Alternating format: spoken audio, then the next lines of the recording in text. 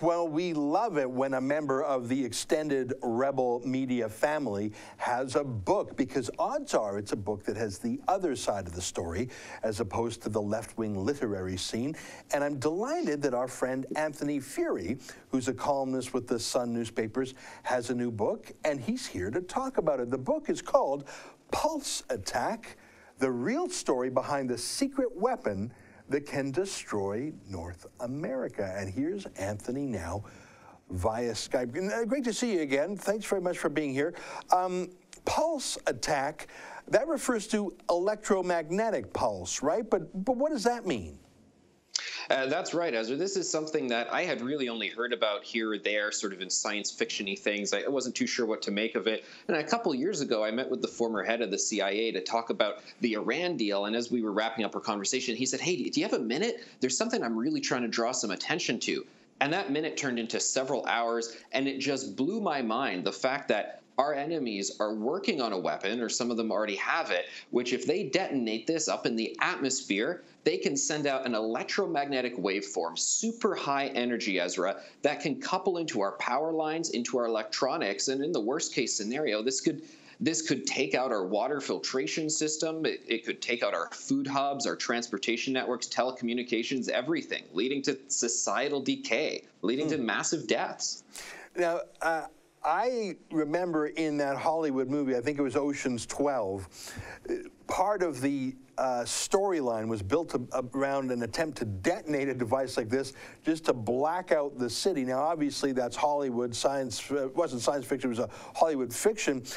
But is that in any way accurate? If you detonate this device, what does it do to like a cell phone? Does it fry a cell phone or knock it out? I know when there's solar flares, that can interfere with our electricity and our electronics. Is that sort of the same thing? You know, I'm glad you bring up solar flares, Ezra, because the worst EMP attack ever in the world was actually a naturally occurring one back in 1859, where a major solar flare hit Earth. It pretty much destroyed all the electronics on Earth. It made things catch fire randomly. The only good news was how many electronics were there in 1859? Not too much, mostly just some telecommunications systems. This hasn't happened again really ever since then. So a lot of people are concerned about both a naturally occurring EMP and a weaponized one that, say, North Korea would launch over us. So yeah, that's exactly the idea. So, I mean, it sounds like an asymmetrical kind of weapon. I mean, just to be clear, it's not like a hydrogen bomb that would fry people. This is really focused on electronics that use electromagnetic waves. I'm not a scientist. I don't want to get the jargon wrong. So this is the kind of thing that if you detonated one, let's say, over the northeastern part of the United States, you could knock out New York and Toronto. If you detonated one over LA, you know, a few strategic ones, and you would wipe out communications. Is that the idea? So it's sort of you're not going to have a total war. It's an asymmetrical thing that a North Korea or an Iran or a Pakistan might do.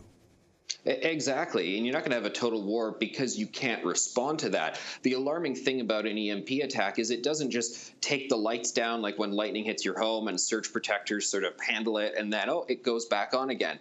No, what this could do in the worst case scenario, Ezra, because the energy is so super high and charged, it goes through those power lines, it could hit the transformer stations, and it could permanently damage them. We don't have a whole lot of those things lying around, so this could take the grid off not just for minutes or hours, but for weeks or months or even longer. Try doing without electricity and without, you know, water pumps and so forth for that long, and that's where you start getting into the death count. Yeah, well, I mean, we've seen how gross Occupy Wall Street and Occupy Toronto gets after 48 hours. I could only imagine if those hippies of the left were without water or power for a week. I'm making a bad joke, but I take your point. I mean, it could be serious. Last question. I don't want you to give away the book, but are there things that we can do, not us personally perhaps, but our governments, our militaries? Is there a way to harden the infrastructure electronically so that we're not all powerless if an EMP device is detonated? There absolutely is, and this is why some national security experts are trying to talk about it more, because, Ezra, this was classified, actually, only until not that many years ago, which is why people are suddenly talking about it more now as a serious public policy issue rather than just something to put in an action movie. There's action that people want to see from this on the government level, the industry level, and even on the personal level. So this is no, this is no alarmist rhetoric. This is actually very real stuff that you're going to see trending and cresting forward in government conversations very soon. Well, there you have it, a new book. It's called Pulse Attack. The author has been talking with us, Anthony Furey, with the Sun newspapers. You can order the book via Amazon on a link below this video.